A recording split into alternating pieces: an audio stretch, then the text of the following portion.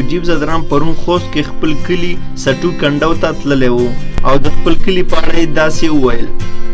رښتیا هم خوست او پکتیکا ښکلې ده.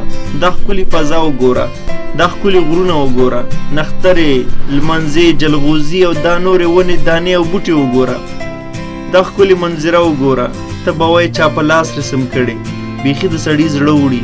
دا وطن څومره ښکلی دی، خو بدرنګې جګړې او بدرنګو جګړه مارو یې پر مخ او ښایست نوکارې کړي. که جګړه نه وای همدلته دې کرکټ یو نړیوال او معیاري میدان جوړ کړی وی او د نړۍ له ټیمونو سره دې پکې لوبې کولې، څومره خوند به یې کوو.